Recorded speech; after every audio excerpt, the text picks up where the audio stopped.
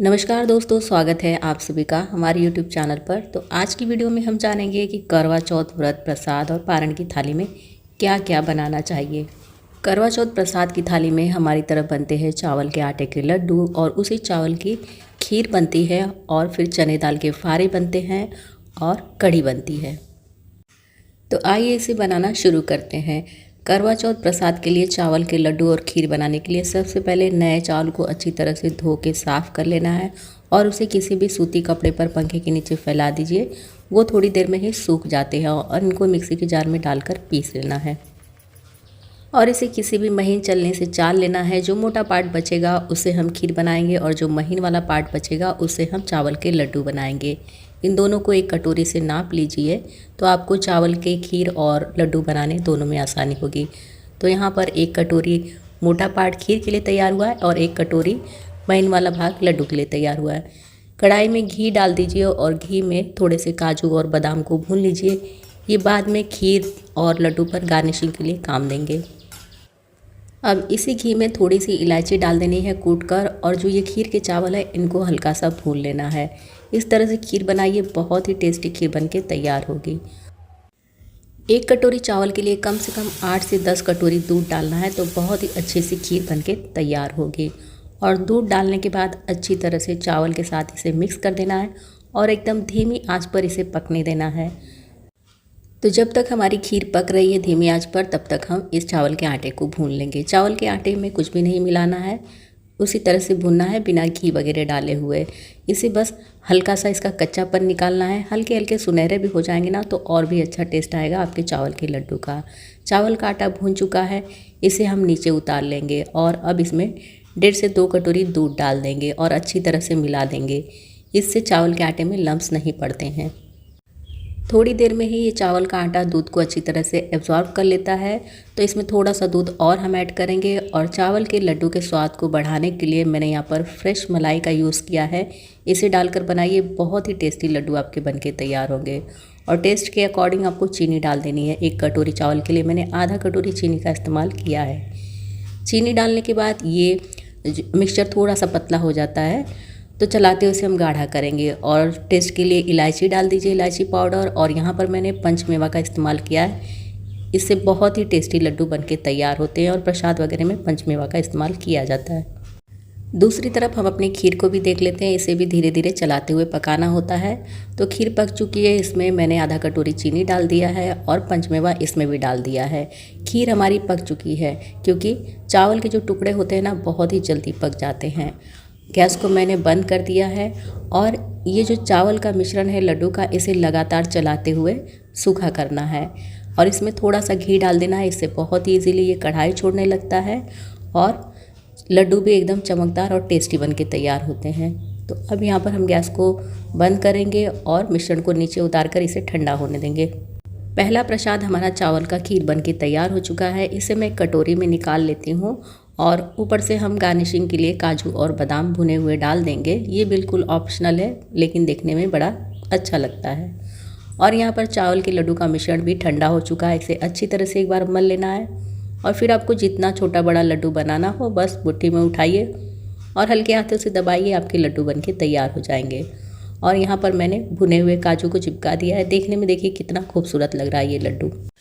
करवा चौथ व्रत प्रसाद में हमारे यहाँ यही चावल के लड्डू बनते हैं और मैं ऐसे ही बनाती हूँ। ये काफ़ी टेस्टी, मुंह में घुल जाने वाले बनके तैयार होते हैं और बहुत ही आसानी से ये बन भी जाते हैं। इसी तरह से हमने सारे लड्डू को बना लेना है। ये लड्डू जब गर्म होते हैं ना तो हल्के से नरम होते हैं, लेकिन जैसे ही ये ठंडे होंगे तो थोड़े थोड़े सेट हो जाते हैं और एकदम मुंह में घुल जाने वाले बनके तैयार होते हैं। इसमें मैंने फ्रेश मलाई का इस्तेमाल किया है तो खाने में और भी ज़्यादा टेस्टी लगते हैं। हमारा ये करवा चौथ प्रसाद का दूसरा प्रसाद चावल का लड्डू बिल्कुल बनके तैयार हो चुका है। अब हम पारण की अगली डिश बना लेंगे। तो पारण में हमारे यहाँ चना दाल के फरे बनते हैं और उसके साथ चावल और कढ़ी बनती है। तो चना की दाल को 5 से 6 घंटा के लिए भिगा दीजिए। उसके बाद मिक्सी के जार में डालकर अदरक, हरी मिर्च, जीरा, हींग डालकर दरदरा पीस लेना है। अब इसमें स्वाद के अनुसार नमक, हल्दी, थोड़ा सा गरम मसाला पाउडर डालना है। ढेर सारी धनिया की पत्ती डाल के मिक्सर को अच्छी तरह से मिक्स कर लेना है। बहुत जगह उड़द दाल और चावल के आटे से फरे बनाए जाते हैं, लेकिन हमारी तरफ गेहूं के आटे और चने दाल के फरे बनते हैं। मिक्सचर हमारा तैयार है। फारे को पकने के लिए एक चौड़े मुंह का बर्तन ले लीजिए, उसमें 2 ग्लास पानी डाल के गैस पर गर्म होने के लिए छोड़ दीजिए।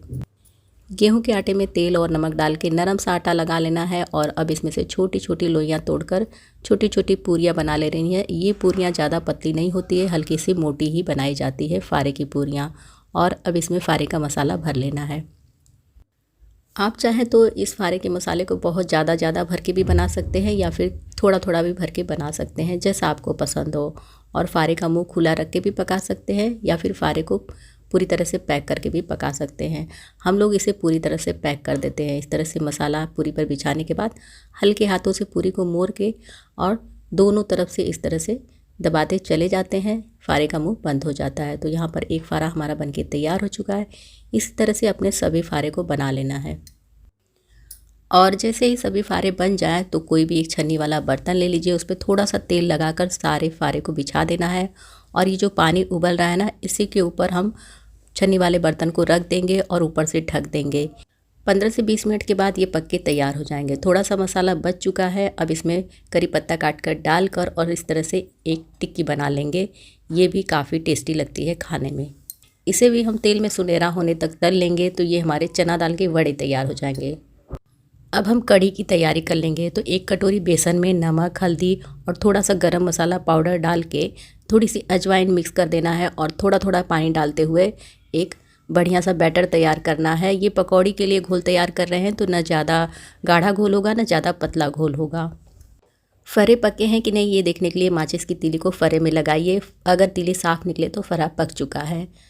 और अब कढ़ी की हम पकौड़ी निकाल लेंगे। तो फटाफट से गरम तेल में बेसन को इस तरह से गिराते जाइए और हमारी पकौड़ी बनके तैयार होती जाएगी। इस पकौड़ी को बहुत ज़्यादा सुनहरा नहीं किया जाता है, बस हल्की सी ये सुनहरी हो तो इसे तेल में से बाहर निकाल लेते हैं। बहुत जगह इसी के साथ मीठे में गुलगुले और दही बड़े बनाए जाते हैं, लेकिन हमारे यहाँ प्रसाद में चढ़ाने के लिए ऐसा कुछ नहीं बनता, खाने के लिए दही बड़े बनते हैं। अब हम कढ़ी के लिए घोल तैयार करेंगे। तो यहाँ पर मैंने 3 चम्मच एकदम खट्टी दही को अच्छे से फेंट लिया है। आप छाछ से भी इसको बना सकते हैं। और अब इसमें हम थोड़ा सा बेसन ऐड करेंगे और ढेर सारा पानी डालेंगे। इसमें नमक हल्दी कुछ भी नहीं मिलाना है। हल्दी हम कढ़ी पकते समय डालेंगे और नमक कढ़ी पकने के बाद, उससे हमारी कढ़ी फटेगी नहीं। कढ़ी का बैटर आपको एकदम पतला रखना है क्योंकि पकने के बाद ये अपने आप गाढ़ी हो जाती है। तो अगर पहले से आप गाढ़ा रखेंगे तो पकने के बाद एकदम गाढ़ी हो जाएगी। तो यहाँ पर कढ़ी का बैटर तैयार हो चुका है। गैस पर कढ़ाई में थोड़ा सा सरसों का तेल डालना है, मेथी के दाने को चटकाना है।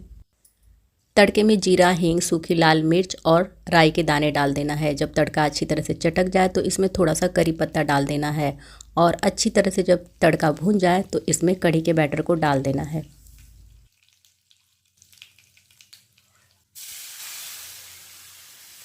कढ़ाई में कढ़ी के बैटर को डालने के बाद लगातार चलाते रहना है, नहीं तो ये नीचे से चिपकने लगेगी और जलने लगेगी।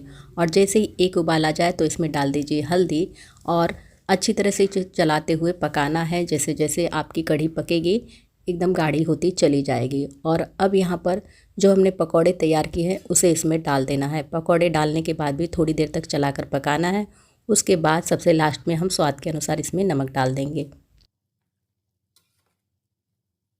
कढ़ी हमारी पक चुकी है, ये पहले से गाढ़ी हो चुकी है। इससे गाढ़ा अगर हम करेंगे तो ठंडा होने के बाद ये और भी गाढ़ी हो जाएगी। और लास्ट में नमक डालने से कढ़ी हमारी फटती नहीं है।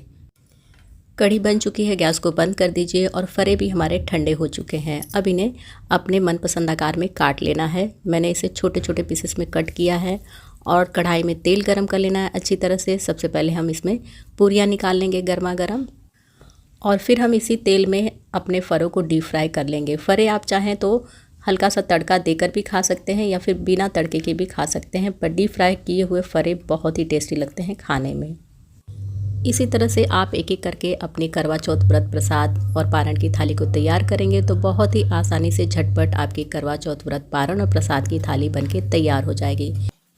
पूरियाँ मैंने तलकर निकाल ली हैं। इसी गरम तेल में फ़रों को मीडियम फ्लेम पर थोड़ा सा करारे होने तक भून लेना है। जब ये फ़रे करारे हो जाते हैं ना तो खाने में काफ़ी टेस्टी लगते हैं। तो हमारे ये चना दाल के फ़रे भी बनके तैयार हो चुके हैं। जो चने दाल का मिश्रण हमारा बचा हुआ था उसकी हमने टिक्की बनाई थी, उसे भी हम इसी तेल में भून लेंगे सुनहरा होने तक। ये बिल्कुल ऑप्शनल है, इसे बनाना कोई ज़रूरी नहीं होता है। बस मिक्सचर बच गया था तो मैंने इसके चने दाल के वड़े बना लिए हैं। तो हमारी करवा चौथ प्रसाद और पारण की थाली लगभग बिल्कुल बनके तैयार हो चुकी है। अब हम इसे एक साथ प्लेट में रखेंगे ताकि आपको अच्छी तरह से समझ में आ जाए कि प्रसाद और पारण में क्या क्या बनता है। प्रसाद में हमारे होते हैं चावल के लड्डू और होती है चावल की खीर। इसके साथ कोई भी ऋतु फल होता है और कोई भी दूध और चीनी से बनी मिठाई होती है। पारण की थाली में होता है चावल, कढ़ी और ये चावल की खीर प्रसाद के रूप में जो चढ़ाई होती है, सब थोड़ा थोड़ा होता है। और इसी के साथ मैंने आलू मटर की सब्ज़ी बनाई है, बिना लहसुन प्याज के फरे होते हैं और पकौड़ी मंगौड़े कुछ भी बना सकते हैं। गर्मा गर्म पूरियाँ होती है। तो ये सब हमारे यहाँ पारण की थाली में बनाया जाता है और खाया जाता है। जो प्रसाद में चढ़ाया जाता है उसमें से थोड़ा थोड़ा पारण की थाली में भी रखा जाता है। तो ये हमारी करवा चौथ व्रत प्रसाद और पारण की थाली पूरी तरह से बनके तैयार हो चुकी है। वीडियो पसंद आई हो तो लाइक शेयर कमेंट करना बिल्कुल भी ना भूलिएगा। और मेरी तरफ से आप सभी बहनों को करवा चौथ की ढेर सारी शुभकामनाएं। मिलते हैं किसी अगली नई वीडियो के साथ, तब तक के लिए नमस्कार।